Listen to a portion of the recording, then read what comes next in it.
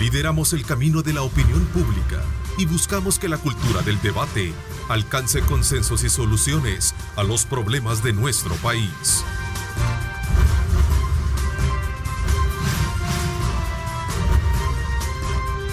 Diálogo con Ernesto López. La nueva era, 100 días de Nayib Bukele. Hola, ¿qué tal? ¿Cómo están? Qué placer enorme saludarles a ustedes. Gracias por sintonizarnos en esta mañana de martes 3 de septiembre. Como siempre, agradecemos a Dios Todopoderoso por darnos esa oportunidad de poder ingresar hasta la intimidad de sus hogares y poder compartir los diferentes ángulos y contenidos que requieren aquellos temas que están gravitando en nuestro país. Esta mañana de día martes, en nuestra programación alusiva a los primeros 100 días de gobierno del presidente Nayib Bukele, queremos examinar el papel fundamental que tiene la Fuerza Armada en el combate de la delincuencia y, por supuesto, también el tema de seguridad nacional. Para eso me acompaña el capitán René Francis Merino, ministro de Defensa Nacional, a quien le doy la más cordial bienvenida. Gracias por acompañarnos, ministro. Buenos días, Ernesto. Buenos días a toda la audiencia de Canal 21. Es para mí un honor, un placer estar con ustedes y poder compartir las actividades, los logros que se han tenido en los primeros 100 días de gobierno del señor presidente Nayib Bukele. Bueno, voy a comenzar, ministro, aprovechando también conocer sus impresiones sobre esta reciente decisión del presidente Nayib Bukele, en la que destaca que luego de que nuestro país tuviera el mes con menos homicidios, ¿verdad?, desde los acuerdos de paz, que fue el mes de agosto, se ordena al director de centros penales levantar totalmente la emergencia en estas cárceles. La tendencia a la baja deberá mantenerse en septiembre. El presidente debe cumplir su palabra. ¿Cómo interpretan ustedes esta decisión del presidente y más aún cuando se cree, se dice y se está de alguna manera, la investigación ha comprobado que gran parte del problema viene de los centros penales? Bueno, este mensaje que envió el señor presidente, o una orden que envió el señor presidente el día de ayer, es parte integral del plan de control territorial. Desde un principio nosotros hemos mantenido que este plan es holístico, contiene muchas características. Decía mucha de la población o muchos de los analistas que no iba a dar resultados y no creían en el plan porque era como muy ambicioso y que lo que se decía no se podía lograr porque ya años atrás se había experimentado aparentemente lo mismo. Entonces, en este plan nosotros desde un principio dijimos que no era la idea venir a matar pandilleros ni venir a generar más violencia. Y ha habido en un principio la Fuerza Armada con la Policía Nacional Civil, tomando los territorios que tenían controlados las pandillas y en una segunda fase el resto de las instituciones de gobierno. Entonces acá lo que estamos viendo es que en la medida que esté funcionando, en esa medida también se va liberando la presión que hay sobre los delincuentes. Y los que estudian el arte de la guerra, y esto no solo es aplicable para la guerra, también lo aplican en el comercio, en los deportes, a Sun Tzu. Y Sun Tzu dice que al adversario siempre hay que dejarle una puerta, porque de lo contrario se va a fincar y va a pelear hasta la muerte. Entonces eso es lo que estamos presenciando acá. Que el señor presidente en un principio dijo, si no hubiera necesidad de incluir la Fuerza Armada en este plan, pues no fuera necesario, pero como sí había un nivel de homicidios muy alto y de otros delitos que cometen los pandilleros, entonces fue necesario la participación de la Fuerza Armada, la continuación, y de igual manera las medidas que tomó en centros penales, que si ustedes ahora pueden evaluar, anterior al 1 de junio, tenían muchas libertades, habían muchas prebendas ahí en los centros penales. Eso se restringió y al final de 3 meses estamos observando que ha tenido grandes efectos todo el trabajo que ha estado realizando el señor director de centros penales. Entonces, en la medida que esto se vaya normalizando, en esa medida también las actividades van a ir mejorándose. Ahora, sé que es la Dirección de Centros Penales la que tiene directamente el control de la administración de las cárceles, pero también ustedes como Fuerza Armada están presentes ahí, digamos como en los contornos y también en la parte de supervisión y verificación de ingresos y salida de personas, ¿no? Sí, tenemos en apoyo a centros penales, hay 760 efectivos militares que están distribuidos en 23 centros penales. Entonces, la dirección, el liderazgo, ahí lo lleva el señor director de centros penales, pero siempre con el apoyo de la Fuerza Armada.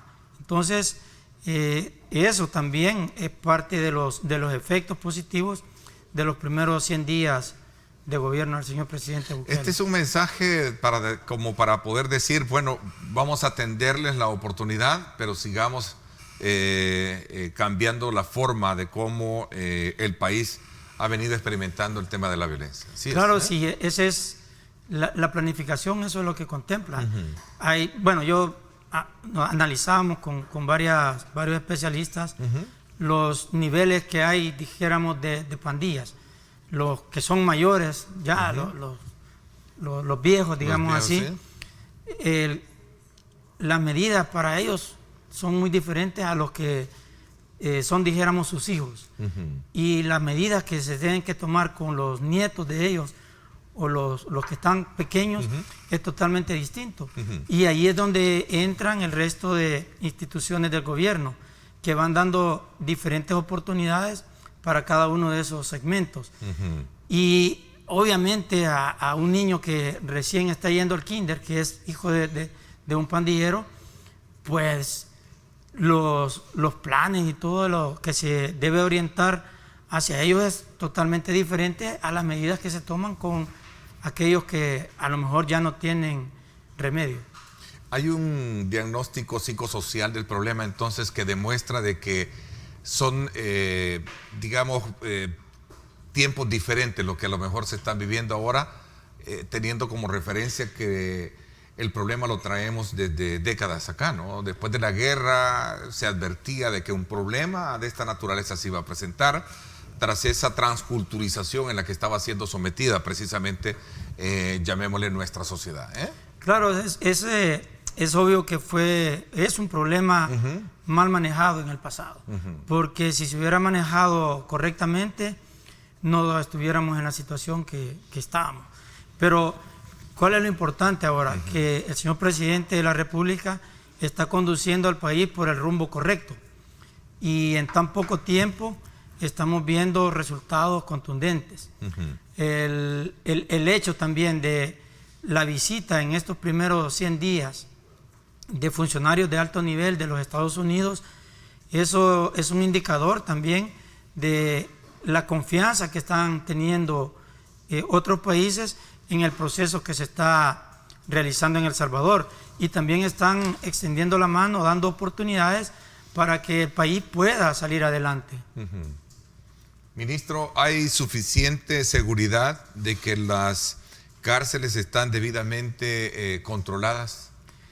Sí, pero siempre hay que tener en cuenta que no estamos actuando contra la naturaleza que no piensa, estamos actuando contra personas que también piensan y tendrán, por naturaleza, van a buscar cómo continuar. Aquellos que ya no tienen remedio, que yo mencionaba, podrán buscar cómo continuar realizando sus fechorías desde las cárceles. Entonces hay un dinamismo, pero lo que sí se puede garantizar es todo el empeño, todo el entusiasmo y la forma tan inteligente en que también el señor director de centros penales está conduciendo estas actividades. Ahora, no cabe duda que la población percibe que existe un elemento muy importante en materia de avances en cuanto al tema de la seguridad en el país, y especialmente cuando se trata de verificar el número de muertes.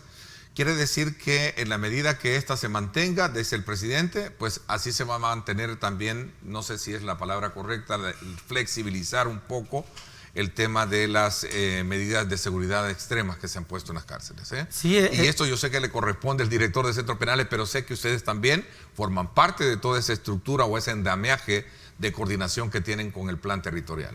Claro, porque el gabinete de seguridad lo componemos la Policía Nacional Civil, el Ministerio de Justicia, con la Policía Nacional Civil, la Fuerza Armada, y en la parte de justicia incluye centros penales. Entonces, si bien es cierto, el que conduce la parte de centros penales es el señor director del mismo, pero nosotros sabemos y nos damos cuenta porque el plan es incluyente de las tres instituciones. Entonces, sí estamos seguros que en la medida que la situación en centros penales se vaya normalizando, en esa medida también se va a ir flexibilizando. De tal manera, si la verdad es que a un centro penal es un centro de rehabilitación, ese es el objetivo como Estado, de que las personas que lleguen allí lleguen a rehabilitarse. Y para rehabilitarse tienen que haber opciones. Sí, hemos visto también las granjas penitenciarias, el esfuerzo que hace el señor director de centros penales de poder de crear o darle más énfasis a todas las diferentes talleres que tienen en centros penales, y eso es para ir rehabilitando a las personas. Entonces, en la medida que esto se normalice, en esa medida habrá más flexibilidad, y no es una flexibilidad ilegal, sino que es algo que es parte de un principio. O sea, no estamos hablando de ninguna tregua ni cosa por el estilo, Nada, ¿no? Sino más bien de poder ir entendiendo de que la criminalidad, que la delincuencia, entendería, no nos lleva bien a nadie, ¿no? Independientemente de quién sea, incluso hasta de ellos mismos con sus familiares, sus hijos, como bien usted en su momento apuntaba, ¿no? Claro, sí, que ese es el concepto que debe de tener todo ciudadano. Mucha gente cree que, por ejemplo, cuando hablamos de Fuerza Armada, hablamos de la guerra, creemos que lo que nosotros buscamos es la violencia, y por el contrario, nosotros lo que buscamos es que haya paz. Entonces, llevando esto al tema de las pandillas, lo que se busca es que ellos dejen las pandillas. Y de hecho, el señor presidente en los primeros días les invitaba, y salieron ahí muchos anuncios en los cuales les hacía ver a qué los conducen las pandillas, a la muerte, a los hospitales o a las cárceles.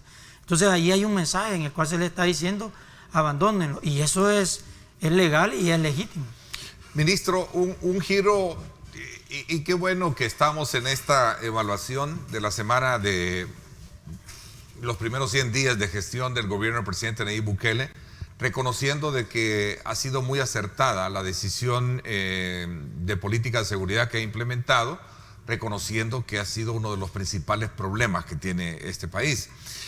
Un giro, digamos, como ascendente en el grado de criminalidad cambiaría un poco esta situación. Ayer un microbús fue incendiado en el sector de Nejapa. ¿Qué información tiene y cómo se ubica este acontecimiento en estos, digamos, en este clima que vive el país? Bueno, es lo que sucedió entre el tramo de San Martín hacia Soyapango. Abordaron la unidad y atemorizaron a los pasajeros, luego bajaron a la gente y condujeron el microbús y le dieron fuego. Mire, si usted ve esto, tiene relación con lo que yo decía en un principio, los diferentes niveles que hay en las pandillas, ¿no? Alguna gente de ellos entiende el mensaje y como se les tienden oportunidades, las están aceptando, pero otros continuarán realizando esas actividades. Entonces, la clave acá está en el accionar de las autoridades que puedan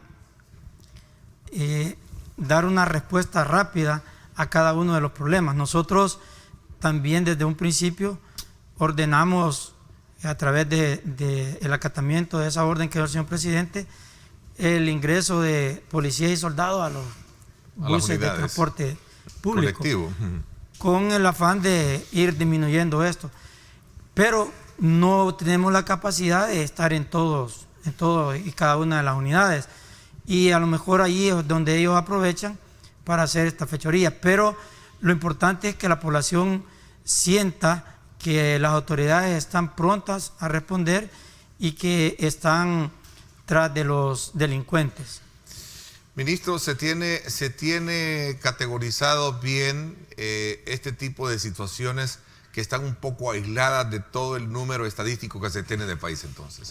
Es decir, son hechos aislados que podríamos entender más allá de la estadística con la cual se cerró, por ejemplo, en agosto, ¿verdad? Sí, porque fíjese que también aquí hay muchas de las actividades delincuenciales que algunas veces uno piensa que son directamente de pandillas, pero hay algunas que son de la delincuencia común. Y hemos tenido experiencias en las cuales, por ejemplo, hablando de extorsiones, la gente que extorsiona no es necesariamente un pandillero, sino hay gente que aprovecha la situación y comete esos delitos. Entonces, hay casos que sí son totalmente separados del tema de maras y pandillas. Ministro, 100 días, ¿cuál ha sido la experiencia que los ha llevado a ustedes a estar acompañando este plan de control territorial? Primero es que se puede. Esa es la primera experiencia. Había mucho escepticismo de parte de algún sector de la población. Nosotros estábamos seguros de que iba a funcionar y ha funcionado. Y el empeño, la dedicación, el liderazgo del señor presidente, obviamente es el que ha dado estos resultados. Entonces, otra de las experiencias es el trabajo conjunto, donde no haya competencia entre funcionarios, entre instituciones, y eso es el que nos está dando estos resultados. Muchas veces nosotros evaluamos quizás solo a la policía y a la Fuerza Armada por los resultados que se han obtenido, pero para llegar a estos resultados está la participación de otros ministerios. Y esa es una de las experiencias, el poder trabajar de manera coordinada bajo el liderazgo del señor presidente, que está dando estos resultados. Y que esto es un indicador para la población de que vamos por un buen camino, vamos hacia un buen rumbo, que tengan confianza, que sigan dando el apoyo que nos han dado hasta el momento y que al final de los 5 años se entregue un país con mejores condiciones en las que se recibió. Ahora, esto ha demandado, la participación de la Fuerza Armada ha demandado de recursos y de otros aspectos elementales como presupuesto, ¿no? Sí, y de un principio vimos la determinación del señor presidente de apoyar a la Fuerza Armada para poder cumplir con esta misión. Ya en los primeros 100 días ustedes podrán ver que muchos de los elementos de la Fuerza Armada que están en apoyo directo a la Policía Nacional Civil tendrán un equipo diferente, un equipo de protección. Lo que ha estado sucediendo es que estuvieron saliendo estos elementos de la Fuerza Armada a apoyar a la policía sin la protección adecuada. Y usted observa, el policía tiene sus chalecos, cuando es necesario tiene su casco, y los soldados no estaban así. Entonces, una de las cosas que se habló con el señor presidente fue darles toda la seguridad. O sea, la dotación de todo el equipo necesario para... Claro, porque eso es realmente lealtad hacia el menos antiguo. Porque cuando uno es leal es cuando se preocupa por ellos. Y una preocupación real es la protección de su vida. Entonces, eso también implica recursos. Otro aspecto bien importante en los primeros 100 días es el apoyo que se les dio de $200 para mejorar la alimentación de nuestros soldados y también de los policías. Y eso es contribuyente a la moral de ellos. Y trae como consecuencia que mucha de la población que está en la etapa que puede prestar servicio militar se está presentando a los cuarteles a ofrecer para formar parte del plan de control territorial. Se tiene entonces gente preparada, ¿no? Y digamos con todas las condiciones de apoyo moral para ellos. Fíjese que, bueno, esto apenas empieza y apenas en estos 3 meses ya finalizados y los días que llevamos de septiembre ya hay acciones concretas. Nosotros como Fuerza Armada también ya estamos fabricando, ya hicimos las primeras botas con más tecnología y más ergonómicas. Ya en un poco tiempo vamos a dejar la tradicional bota jungla y vamos a migrar hacia la bota que se está utilizando en la mayoría de Fuerzas Armadas. Entonces este también es un avance que estamos teniendo y que en la medida que vaya transcurriendo el tiempo, también nuestras Fuerzas Armadas van a ir mejorando sus condiciones de vida. Y lo mismo con el equipamiento. Ya en los primeros 100 días se les entregó dotación de uniformes a toda la tropa. Uniformes y botas, todavía las botas anteriores, pero que muchos de ellos ya las tenían deterioradas y andaban en esas condiciones realizando este trabajo duro. Eso ya desapareció y vamos a migrar, le digo, hacia mejores uniformes. Es decir, la moral de la tropa es alta hoy en día. Claro, y como le digo, irá mejorando a medida que el tiempo vaya pasando. Y digo esto o me detengo un poco para hacer el énfasis pertinente en vista que el presidente Nayib Bukele ha puesto énfasis en cómo atender esta solicitud que la población le ha demandado, que es resolver el tema de seguridad, pero no soslaya tampoco no, digamos, como no invisibiliza lo que es el tema de las necesidades que tiene tanto la Policía Nacional Civil como también la Fuerza Armada, ¿verdad? De hecho, me gustó un gesto que en su momento expresaba de decir cuando iba a hacer la condecoración de familiares a familias de oficiales y policías fallecidos, que era un momento difícil para él, ¿no? Eso significa de que hay una disponibilidad de apoyar a la Fuerza Armada. Se visualiza que en este quinquenio la Fuerza Armada va a tener esa ponderación que a lo mejor históricamente no ha tenido, ministro. Sí, estoy 100% seguro. De hecho, hay otro, y lo dijo el señor presidente en la reunión que tuvo con el Gabinete de Salud, y dijo, bueno, tomamos como referencia el plan de control territorial en la parte que hizo que está haciendo todavía el Gabinete de Seguridad, la forma en que se ha ido llevando, y en el Gabinete de Salud hay otro aspecto bien importante que también va dirigido a toda la población en general, pero a dos sectores que estaban un poco dejados allí en el olvido, y ese es a la Policía Nacional Civil y a la Fuerza Armada, de tal manera que la salud, el Ministerio de Salud con los hospitales públicos va a mejorar la atención hacia los policías y también cuando haya necesidad de nuestros soldados. Lo mismo está haciendo el Seguro Social, y también enfatizó mucho el apoyo que se le va a dar a Sanidad Militar, al Hospital Militar, porque han salido comentarios ahí que se cree que por un lado el Hospital Militar es un tremendo lujo que nos damos los militares.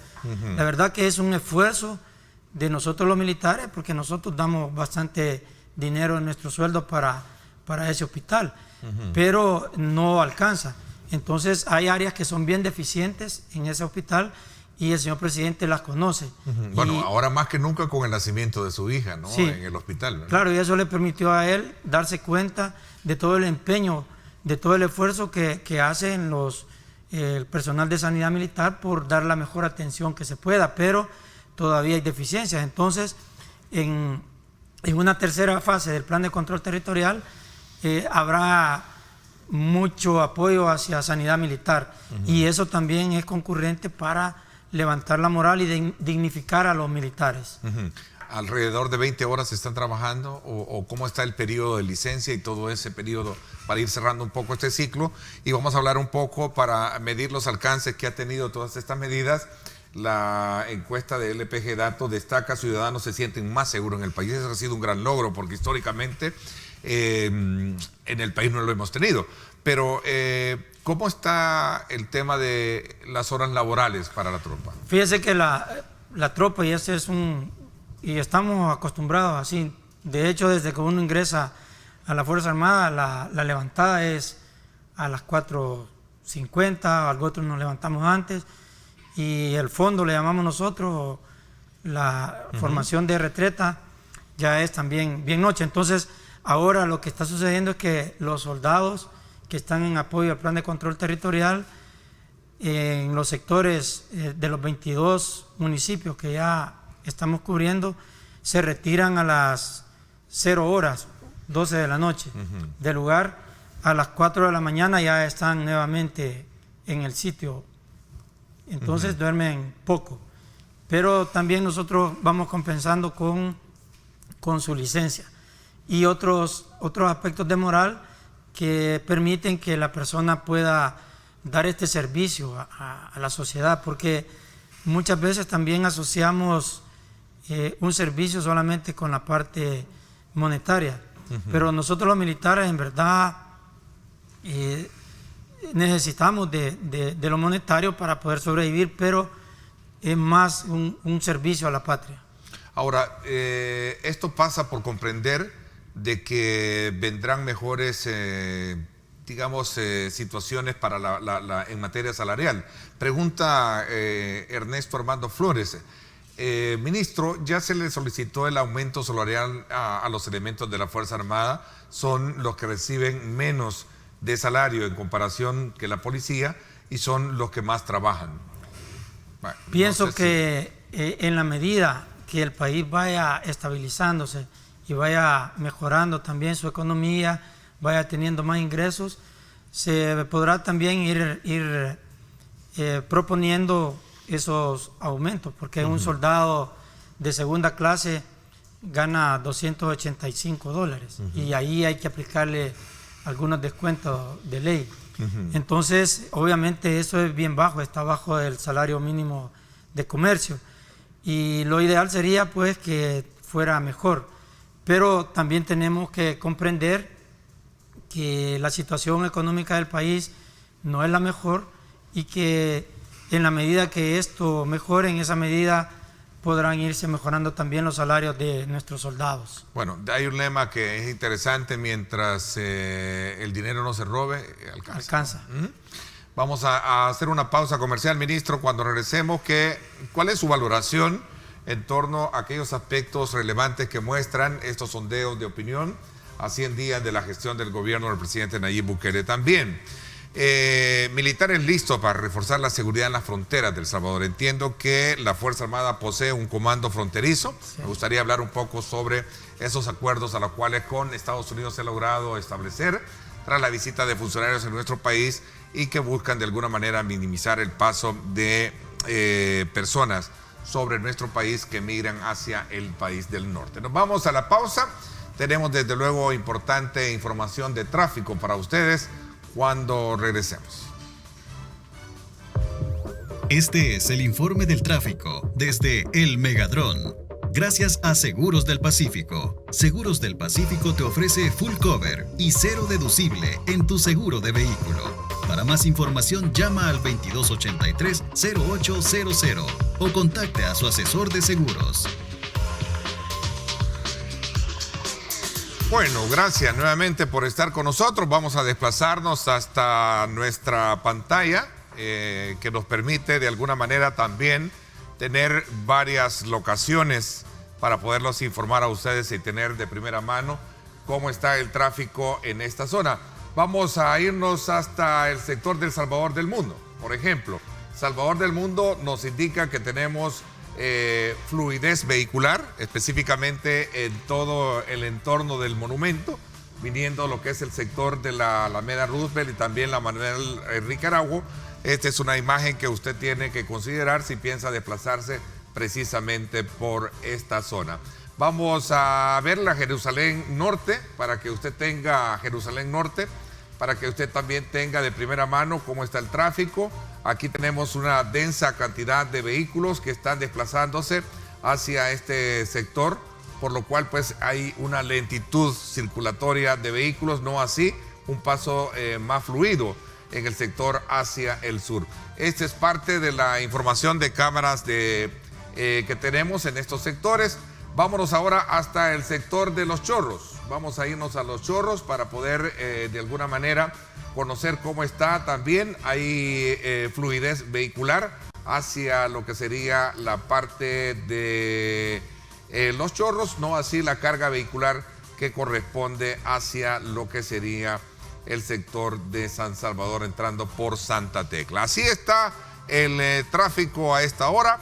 Usted toma en consideración estas y otras imágenes, visite también nuestra página web, ahí encuentra usted información de primera mano. Así es que ahí está para que usted tenga las opciones pertinentes en cuanto a la situación de tráfico a esta hora por importantes arterias de nuestro país. Nos vamos a la pausa y regresamos con más. Este es el informe del tráfico desde El Megadrón. Gracias a Seguros del Pacífico. Seguros del Pacífico te ofrece full cover y cero deducible en tu seguro de vehículo. Para más información llama al 2283-0800 o contacte a su asesor de seguros.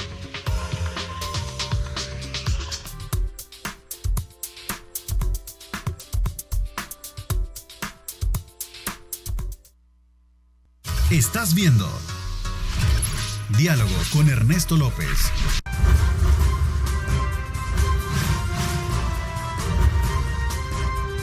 Diálogo con Ernesto López.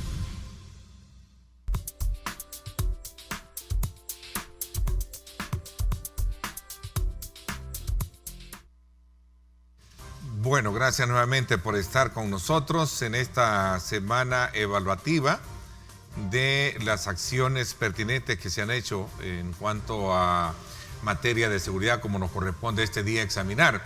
El día de ayer veíamos la parte laboral, la parte económica, y ahora estamos examinando un componente importante dentro de la agenda que tiene el gobierno del presidente Nayib Bukele, que es el tema de la seguridad.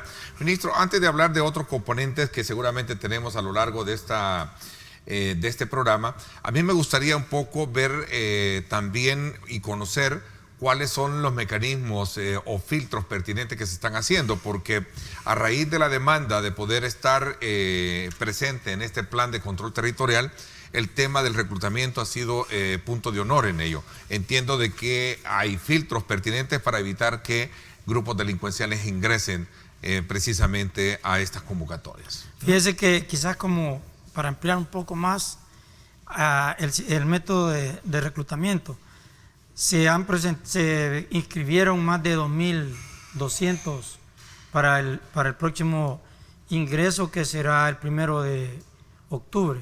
Ahí va a haber otro ingreso. Y de esos más de 2.000 que se presentaron, que se inscribieron, se presentaron 1.340 ya a todo el proceso. De ellos ya están fuera de las evaluaciones 726. Se han retirado 726 por diversas causas. Hay más o menos 100 que han sido en que ya no continuaron el proceso, otros por el tamizaje, por los exámenes médicos, pero el resto ha sido porque tienen vínculos con pandillas. La mayoría. La mayoría.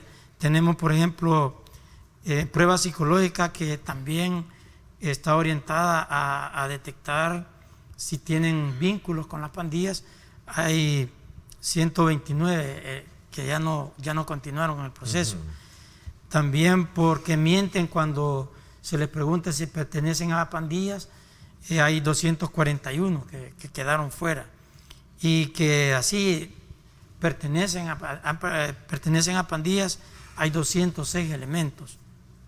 Con tatuajes alusivos a pandillas hay 12 personas, y hay 26 que el sistema los bloquea, que ya estaban registrados y el sistema Luego, por antecedentes penales hay 3 personas y 42 por evaluaciones médicas. Entonces usted puede ver que hay así como hay una respuesta bastante significativa de ciudadanos que quieren ingresar, también dentro de ese universo hay muchos que son delincuentes que quieren infiltrarse en la Fuerza Armada. Entonces, la clave acá está en llevar el proceso con el tiempo que deba de llevarse, no hacerlo a la carrera, y poder realizar todos los procedimientos de manera correcta, de tal manera que nos permita seleccionar solamente aquellas personas que sí son personas de bien. O sea, aparte de que en la convocatoria se exigen algunos documentos como constancia de antecedente penal, etcétera, todo esto también se suma a ese problema. Exactamente. O sea, esos son los primeros documentos, los primeros requisitos que hay que llenar, la edad, luego presentar estos documentos.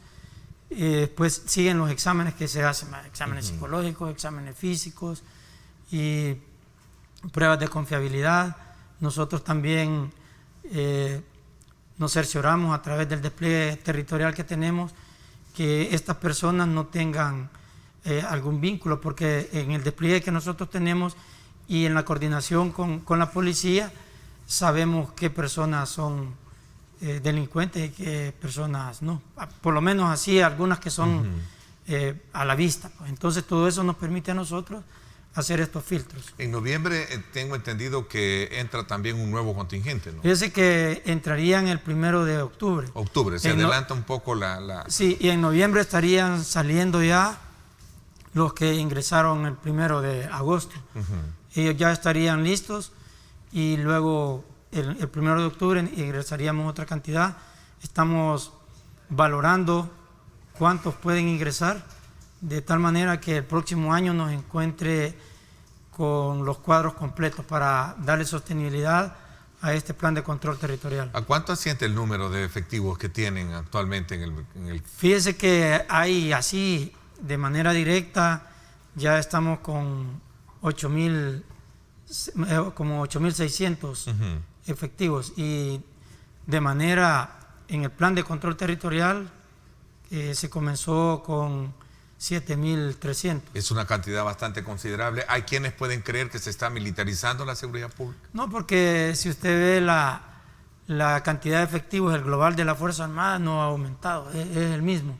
Entonces lo que hay es una distribución de gente en estas tareas, y no hay militarización porque las funciones de la policía no se le han quitado y se le han otorgado a la Fuerza Armada.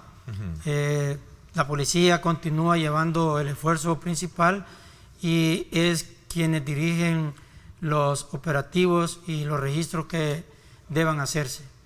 ¿Cuánto tiempo va a mantenerse todo este plan? Mientras esté en vigencia lo que sería el tema de resultados, como lo hemos visto en las encuestas, de bajar la criminalidad. Efectivamente, cuando ya se logre llevar a esto a condiciones normales y ya la Policía Nacional Civil tenga la capacidad por sí sola de controlar la seguridad pública, en esa medida la Fuerza Armada tendrá que ir retirando sus efectivos en apoyo a la policía. Ahora, este tema de la presencia de militares en nuestras fronteras, cuéntenos un poco, que es parte del acuerdo o de las negociaciones que se tienen con los Estados Unidos, que busca de alguna manera minimizar el impacto de la migración y controlar precisamente el tema de la frontera. Se cree, y algunos de alguna manera sostienen que es una mala decisión creer que nuestro país es un país seguro. Bueno, de hecho el presidente también lo ha dicho, no es que estamos creyendo eso, pero sí hay que establecer parámetros para determinar mejor y evitar el tema del paso de migrantes por nuestro país. Bien, la Fuerza Armada también tiene un despliegue fronterizo. Hay un comando, le denominamos Comando Zumpul, que es el responsable por la parte fronteriza. Y allí también nosotros tenemos coordinación con las Fuerzas Armadas de los países vecinos, específicamente con Honduras y Guatemala. Ellos tienen en las partes fronterizas, las brigadas de ellos que tienen fronteras con El Salvador, a través de la Conferencia de las Fuerzas Armadas Centroamericanas, creada también después de los acuerdos de paz, es coordinación directa con ellos para poder hacer frente a cualquier delito que se cometa en esos puntos fronterizos, más orientados a los puntos ciegos. Entonces lo que sucede allí es que al detectarse algún ilícito, inmediatamente nos comunicamos con la Policía Nacional Civil y la Policía Nacional Civil realiza los procedimientos que tenga que realizar. Entonces esa es la forma como funcionamos con el comando Zumpul.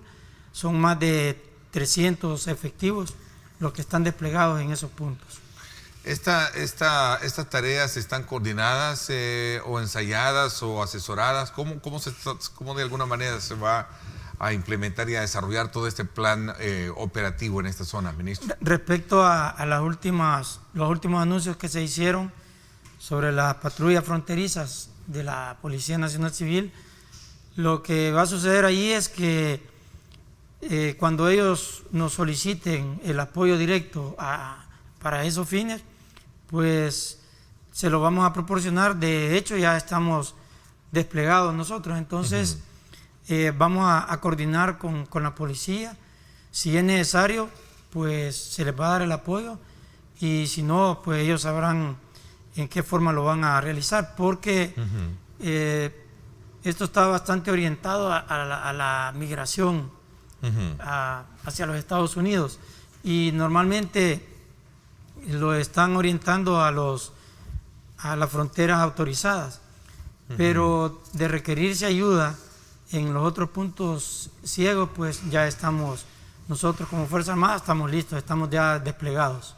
Ahora, esto contempla uso de tecnología, me decía también un poco de equipo, ¿no? Para poder preparar a estos equipos. Sí, la fase 3 del Plan Control Territorial incluye la modernización. Okay. Y dentro de esa modernización está la implementación de tecnología que permita controlar toda la parte fronteriza. Existe mucha tecnología que en otros países ya la tienen y la usan la policía o las Fuerzas Armadas, en las cuales hay una conexión entre, puede ser satélite, o puede ser los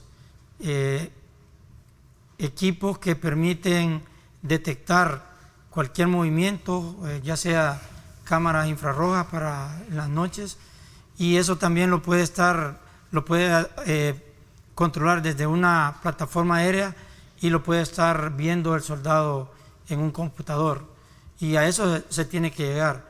Entonces, cuando también usted preguntaba que cuando la Fuerza Armada se va a retirar de dar ese apoyo, es cuando en su fase 3 también se hayan mejorado esas capacidades con tecnología, y eso vaya permitiendo ir retirando efectivos. Ahora, ¿esto contempla también utilizar a reservistas en estas áreas? ¿Cómo está el tema de los reservistas, ministro? Los 7.300 que yo le menciono son reservistas. Son reservistas. Sí, entonces ellos tienen un régimen especial en apoyo a la seguridad pública, porque incluso su financiamiento es de la contribución especial de los fondos CES. De allí es que se toma para ir manteniendo esta fuerza, y el resto de efectivos es por el presupuesto normal. Entonces, ¿qué es lo que sucede cuando alguien está empeñado en el plan de control territorial?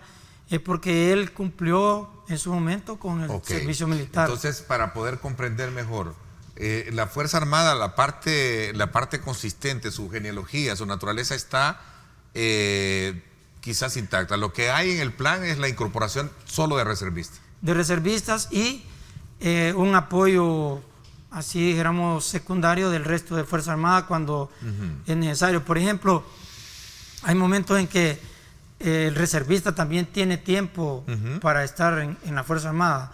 Después de ciertos años, no más de 9, se tiene que retirar también. Entonces, cuando sale esa gente y está en proceso la formación de nuevos contingentes, entonces ahí es donde apoyamos con elementos de la fuerza, le vamos a llamar la fuerza regular. Voy a hacer una pausa comercial. Cuando regresemos, ministro, hablemos un poco también de otras actividades que tiene la Fuerza Armada. Hablamos del combate a la narcoactividad. Muy bien. Vamos a hablar de eso cuando regresemos. Vamos a la pausa, 7:17. Gracias por sintonizarnos, gracias por estar con nosotros. A usted por estar enviándonos sus comentarios, @diálogo21, @Neto López Radio. Son las dos cuentas en Twitter disponibles que están ahí para que usted pueda interactuar con nosotros. Alguien pregunta acá, y es una interrogante que se la trasladé al ministro de Trabajo: ¿por qué los policías y los soldados no son sujetos de crédito? Dicen, ¿qué se puede hacer para poder motivar y elevar la moral de ellos y apoyarlos? Este es un elemento bien interesante.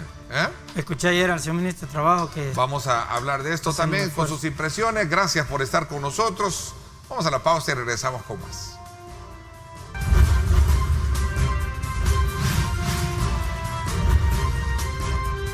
Diálogo con Ernesto López.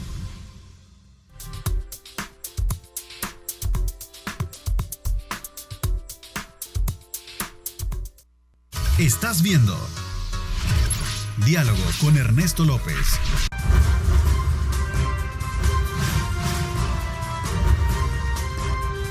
Diálogo con Ernesto López.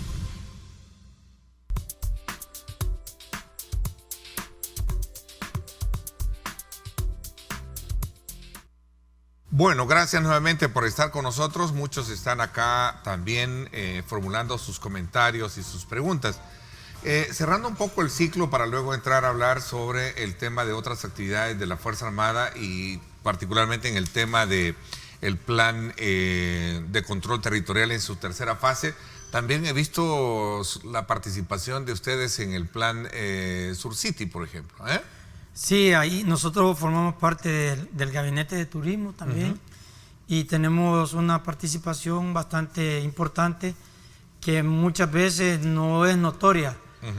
Pero fíjese que una de las ramas de la Fuerza Armada es la Fuerza Naval, que cumple un rol de seguridad de la vida humana en el mar, y también la protección de los intereses marítimos del Estado.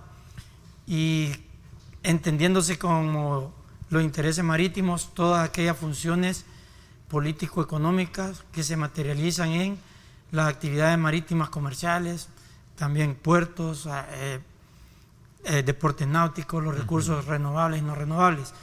Entonces, dentro de los deportes náuticos, el Surf City, el surf en sí es un deporte náutico. Y nosotros lo que hacemos es que, en coordinación también con la Policía de Turismo, damos esa seguridad a todos los que practican este deporte. Y eso garantiza o le da la tranquilidad. Aparte de El Salvador tiene por un recurso natural que son sus olas muy buenas, pero eso no es tan atractivo si no hay seguridad. Entonces ese es desde un punto de vista de la seguridad de la vida humana en el mar, pero también contribuimos en la seguridad pública. Apoyamos a la Policía Nacional Civil en todos aquellos lugares en los cuales hay un desarrollo del turismo y que ese desarrollo es bien visto y bien atendida la afluencia de los turistas en la medida que haya seguridad. Entonces también desde esos puntos de vista nosotros tenemos una participación importante en este programa, en este plan. Y esto contempla desde luego también reforzar la actividad en los mares, que tiene que ver con el combate a la narcoactividad, ¿no? Sí, tiene una relación bastante directa, porque fíjese que hay algo que se ha controlado muy bien, y que de no haberse controlado de esa forma tendríamos un problema adicional a los temas de la delincuencia. Estás viendo Diálogo con Ernesto López.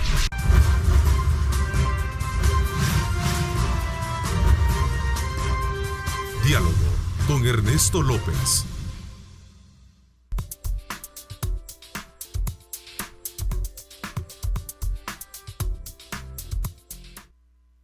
Son las 7:28. Queremos pedirle las disculpas del caso, 7:29. Queremos pedirle las disculpas del caso por permanecer fuera del aire por unos minutos. Desde luego hemos tenido falta de energía eléctrica en nuestros estudios.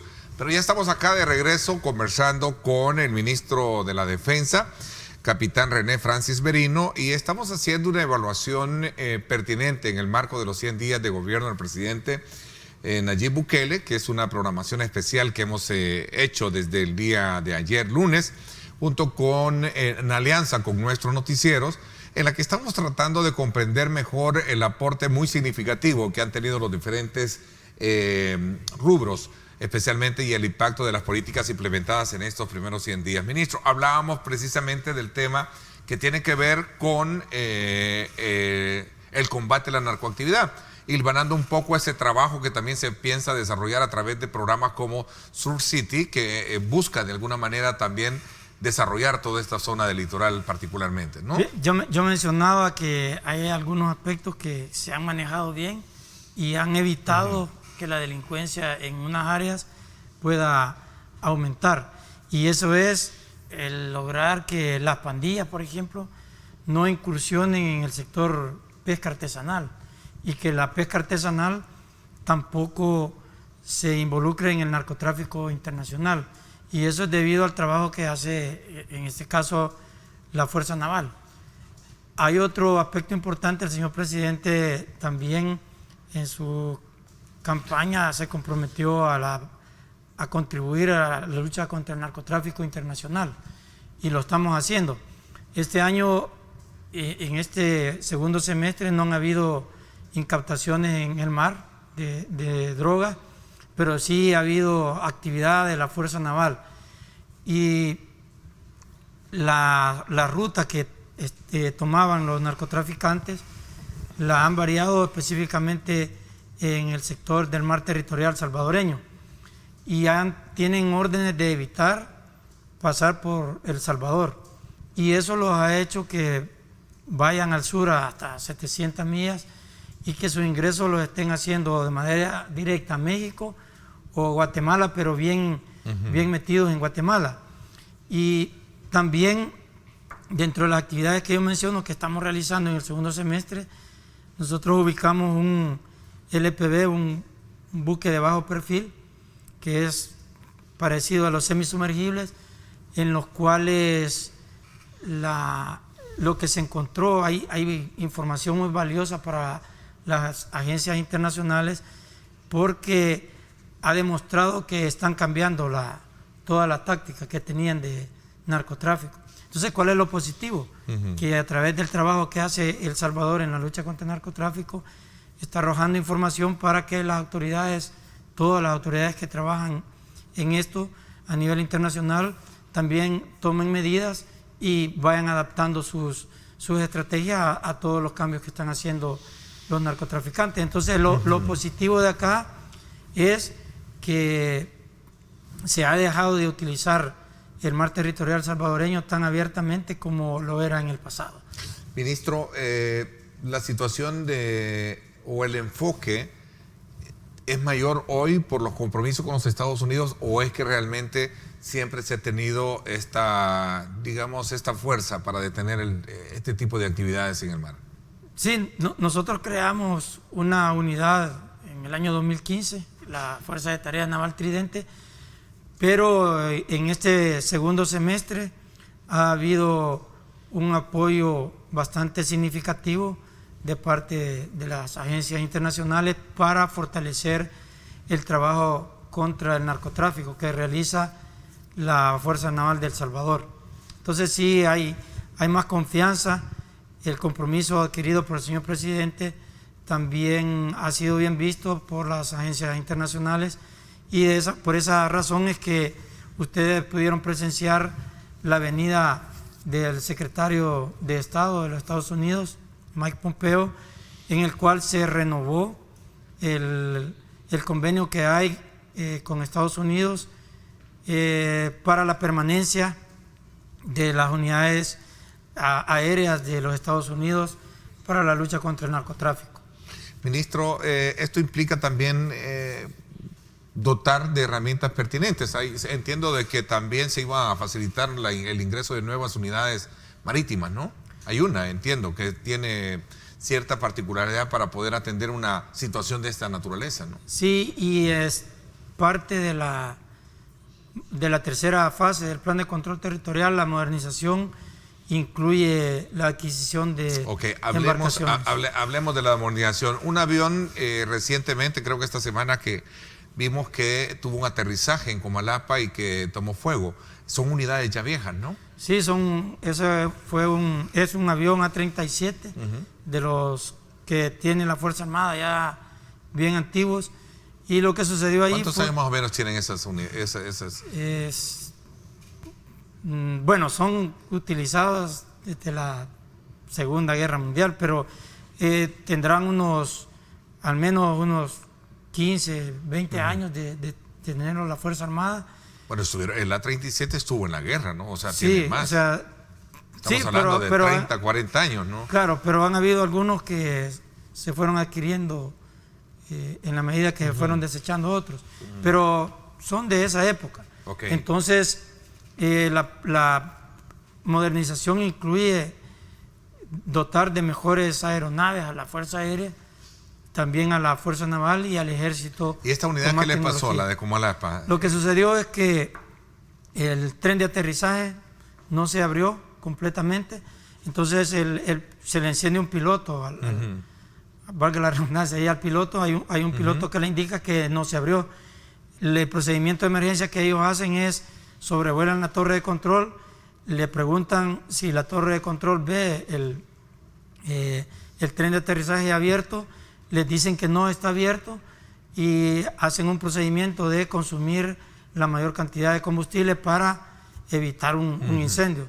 Entonces sobrevuelan, gastan combustible y luego aterrizan solo con el tren de aterrizaje de nariz, que le llaman ellos, solo con el tren de aterrizaje de adelante, y lo hacen sobre los tanques que van bajo las alas para evitar la destrucción de la aeronave y los daños materiales humanos. Se hizo el procedimiento respectivo, entonces ahí en esto no hubo problema. ¿Se pudo rescatar la nave? Sí. Salvar la nave, perdón, un poco el término. Claro, hay que hacerle reparaciones, pero no está perdida. Hay que hacer gastos. Hay que modernizar la Fuerza Armada. ¿Necesita modernizarse, ministro? Sí, usted ve, el día de ayer salió una noticia que, por ejemplo, Honduras partieron un grupo de señores oficiales hacia Israel, van al adiestramiento porque están adquiriendo una OPV. Esa OPV es una patrullera oceánica de más de 70 metros de lora o de largo, como se puede decir, y ya con tecnología de punta, ya tienen varias. ¿Que se va a ubicar en qué sector? Todavía no sabemos, pero es de Honduras y la puede utilizar. ¿La puede utilizar en la zona del Golfo? Donde ellos consideren. ¿En la zona del Golfo de Fonseca la puede utilizar Honduras? Lo que pasa es que Honduras tiene, en el Golfo de Fonseca, tiene una bahía, la bahía de San Lorenzo, Chimuyo, que le pertenece a ellos. Y entonces dependerá de sus necesidades, pero lo importante acá es darse cuenta que el resto de países también se están modernizando y nosotros debemos de modernizarnos para estar a la altura de esa modernización que tienen los demás y poder ser eficientes. La tecnología o la tendencia actual es a que las marinas están adquiriendo embarcaciones multipropósito que tienen como prioridad en tiempo de paz apoyar aquellas actividades de los gobiernos, por ejemplo, búsqueda de rescate, que yo mencionaba que la seguridad de la vida humana en el mar es una tarea y es una responsabilidad de El Salvador. Entonces, para esas funciones también se utilizan para protección del medio ambiente, protección de la pesca. Anoche me decían que estaban unos barcos atuneros a 50 millas realizando pesca. Enviamos las unidades a verificar.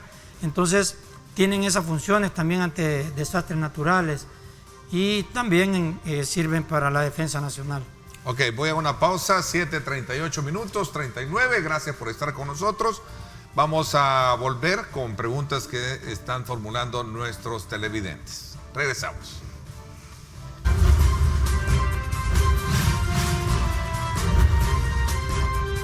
Diálogo con Ernesto López.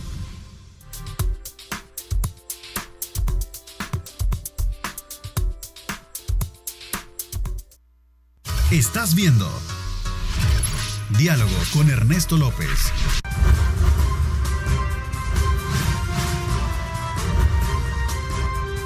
Diálogo con Ernesto López.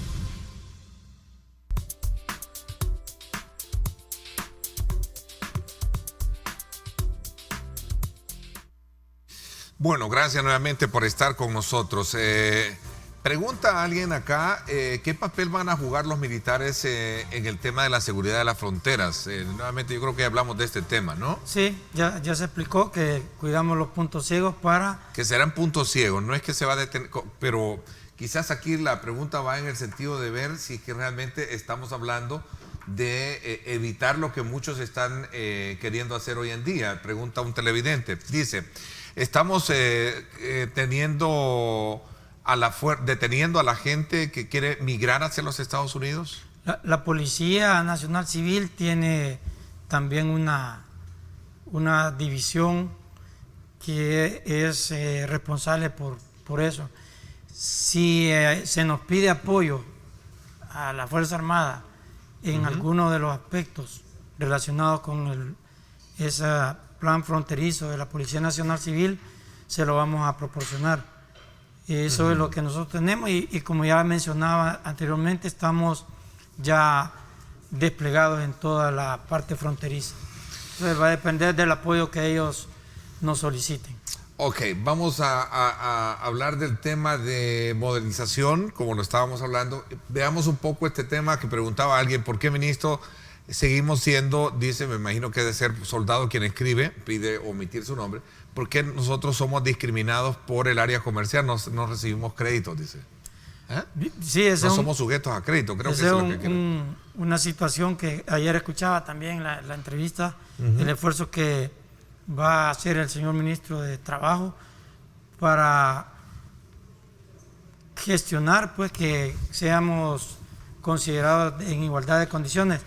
A lo mejor puede ser por los salarios tan bajos que tienen nuestros soldados, pero no debería de suceder eso, pues, porque es un ciudadano más, es un ciudadano que sacrifica y puede ofrecer hasta la vida por los intereses de la patria. Se puede buscar una, digamos, como una especie de figura legal para poder de alguna manera contrarrestar esta situación, porque lo siento que es bastante discriminatoria, aunque cada empresa tiene sus parámetros de requisitos crediticios, pero también, no sé, realmente este es un ángulo social que hay que examinar detenidamente. Yo creo que merecen el grado de atención, sobre todo por el gran esfuerzo que se está haciendo de exponer sus vidas precisamente para darle a lo que hoy en día todos los ciudadanos se sienten más seguros en el país. Lo dicen las encuestas, ¿no?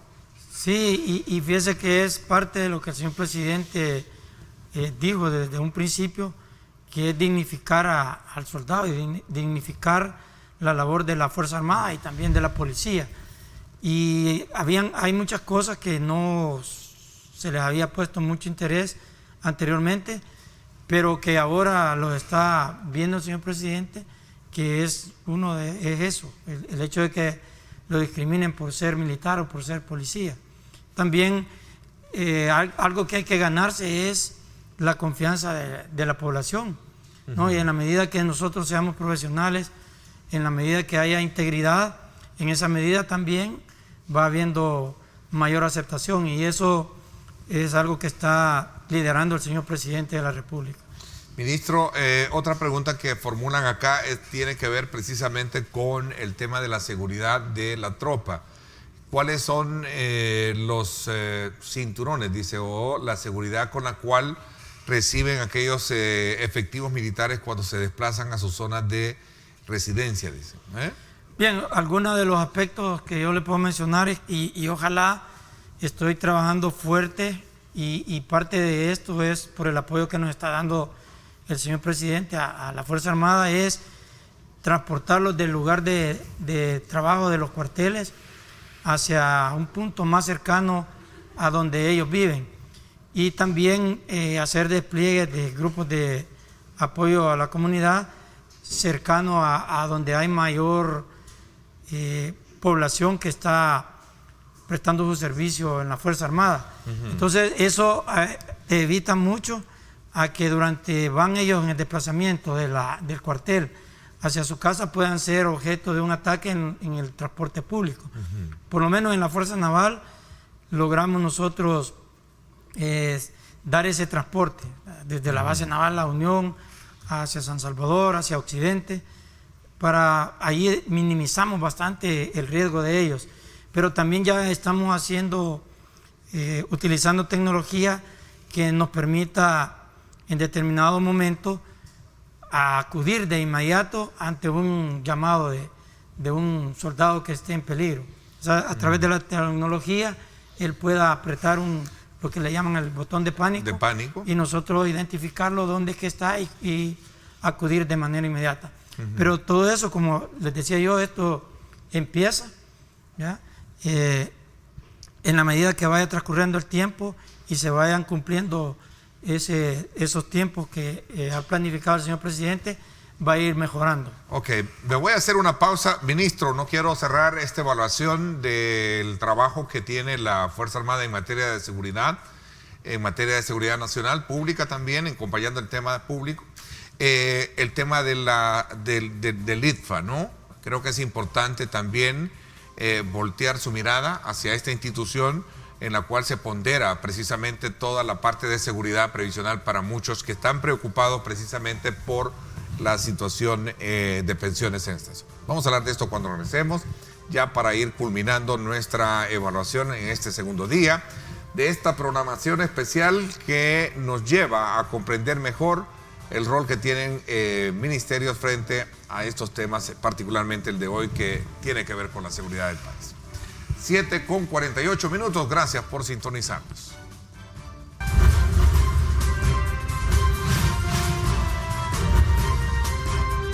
Diálogo con Ernesto López. El futuro es imaginar, es pensar en grande. Prepárate hoy. Estudia en la UFG y amplía tus oportunidades. UFG, tecnología, innovación y calidad.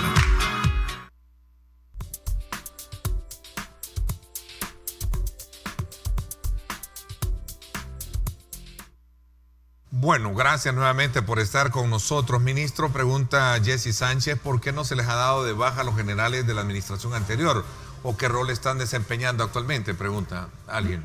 Lo que sucede es que para retirarse de la Fuerza Armada, cuando ya se ha cumplido el tiempo de servicio, ya todos los señores generales cumplieron su tiempo de servicio y eso les da derecho a la pensión, hay que hacer trámite en el IDFA y en esos trámites se encuentran. Entonces luego que ya están listos, pues ya pasan a la situación de retiro. Ok. Pero siguen, ellos están fuera de sí, servicio, están en ¿no? disponibilidad. Hay una figura legal que se llama disponibilidad, que usted está fuera de la Fuerza Armada, pero disponible ante cualquier situación, y ese es el paso previo a la situación de retiro. Entonces eso es lo que se está esperando. Y este acontecimiento de la designación por cargos y en el orden jerárquico dentro de la Fuerza Armada, ¿es histórico o ya se había dado en el pasado, ¿no? Esta situación. Sí, ya han habido casos en los cuales se retiran los señores generales y que han habido coroneles en el Ministerio de la Defensa. Administración. Hoy no van a haber ya generales, entonces no Sí, obstante, sí tiene que haber, porque lo que sucede es que los anteriores ya cumplieron su tiempo de servicio. Entonces la Fuerza Armada sigue su situación normal. Ahorita hay procesos de evaluaciones, de las promociones que les corresponde. O sea, no puede, por el hecho de la designación suya como ministro, que es la orden administrativa de mayor rango, pero también ya a nivel militar es capitán de navío, ¿no? Que es como sí. Un símil de coronel dentro de la Correcto. estructura. Lo que pasa es que el cargo de ministro o viceministro lo puede ocupar hasta un civil. Hasta un civil. Sí, porque es un cargo de nominación política, creo. ¿No? Claro. Sí. Entonces, eso no tiene que ver con el funcionamiento de la Fuerza Armada. Ahora, las unidades operativas de la Fuerza Armada son comandadas por señores coroneles o generales. Y el proceso natural siguen en las evaluaciones. Cada año hay ascensos. Y lo que el Tribunal de Ascensos determine, si hay gente que tiene méritos, para ser general ascenderá a general. Y si no, sigue la Fuerza Armada como está. Ok, ministro, en estos minutos que me quedan, ¿cómo está el IDFA? Cuéntenos un poco, ¿qué atención se le está prestando, sobre todo cuando se trata de comprender mejor el fenómeno y la naturaleza de la seguridad social que deben de tenerlo? Bueno, también es otro de los logros, dijéramos, y del cumplimiento que está haciendo el señor presidente de mantener las pensiones de los ya retirados al día. Y con el IDFA lo que sucede es que hay un déficit que viene desde del conflicto, después del conflicto, en lo cual el IDFA con recursos propios absorbió e invirtió en 1.600 millones de dólares para hacerle frente a lo de la firma de los acuerdos de paz, a todas esas responsabilidades. Sí. Entonces, a partir de ese momento quedó desfinanciado y un sistema sano de seguridad social establece que por cada derechohabiente hayan 6 cotizantes y en la actualidad estamos 2-1 apenas, o sea, hay 2 cotizantes por un jubilado. Entonces eso no alcanza a cubrir la demanda. Lo que habrá que hacer son reformas. De hecho, ya está la ley de la carrera militar, fue reformada y se extendió el periodo de permanencia en la Fuerza Armada de 30 a 36 años. Entonces continuará cotizando 6 años más. También se extendió la edad dentro de la carrera, que ahora se extendió a 55 años. Entonces estas actividades van a ir contribuyendo a ir estabilizando y habrán que hacer otras gestiones. Aquí también habrá la capacidad que tengan los gerentes y obviamente desde el Ministerio de la Defensa de generar políticas que le permitan un autosostenimiento, y a eso es lo que tenemos que llegar para evitar. Y esta controversia que se generó precisamente con el obispo castrense sobre su indignación, ¿cómo fue tomada al interior de la Fuerza Armada? Lo que sucede es que él ascendió a general de división en octubre del 2013 y la ley establece que le van a dar, hay un fondo de retiro que ese, se los explico brevemente, a todos nosotros desde que ingresamos nos empiezan a descontar un ahorro. Ese es un ahorro. Sí, es un ahorro. Es un ahorro y se va acumulando. Entonces cuando uno se retira, le regresan ese ahorro. Entonces esa es la cantidad que... De ese retiro. De ese retiro. Y la pensión... No lo estoy viendo por la parte legal, sino que simplemente por la controversia que esto se generó, ¿no? Sí, nosotros desde el punto de vista de la defensa, lo que pasa es que hay un concordato de 1968 entre el Vaticano y el Estado salvadoreño, que aperturó el servicio religioso católico en la Fuerza Armada. Y luego en el 96 hubo un decreto que establecía el grado máximo que podía tener al ordinario militar. Y fue reformado por última vez en el año 2013. Y entonces, por eso que ellos tienen un sueldo, pero ellos cotizan. Y lo que sucedió es eso, que el IDFA es una cuestión que está por ley del IDFA y a eso es lo que él se acogió. Ministro, en conclusión, tenemos una Fuerza Armada activa, dispuesta a seguir en esta tarea de consolidar el tema de la seguridad en el país. Se trabaja mucho por la modernización y sobre todo también en el tema de la especialización. Y ahora también con este rol importante que va a desarrollar con el tema de la seguridad en la frontera, ¿cierto? Afirmativo. Y aquí, bueno, lo importante de estos primeros 100 días es que el rumbo que le está dando el señor presidente al país, consideramos que es el rumbo correcto, los hechos lo demuestran, que también el señor presidente es una persona de acciones, ya lo demostró en el caso específico con la Fuerza Armada, todo el apoyo que nos está dando para modernizar y para permitir que esta Fuerza Armada apoye a todas las actividades del país de acuerdo a la ley. Ministro, le quiero agradecer el que me haya permitido en esta segunda edición de nuestro programa, de esta semana de programación especial en la que estamos evaluando el tema temas importantes del país, como nos corresponde hoy analizar el tema de la seguridad nacional. Así que muchas gracias por habernos acompañado. Gracias a usted, Ernesto, y gracias también a la población por permitirnos entrar a sus hogares y explicarles qué es lo que hace la Fuerza Armada. Cómo no, muchísimas gracias. Llegamos hasta aquí con este análisis y con esta profundidad con la que hemos visto los diferentes ángulos por los cuales se trabaja en materia de seguridad y el rol de la Fuerza Armada. Gracias por haber estado activos, enviándonos sus comentarios, pásenla bien y como siempre recuerden lo más importante, amar a Dios sobre todas las cosas. Lideramos el camino de la opinión pública y buscamos que la cultura del debate alcance consensos y soluciones a los problemas de nuestro país.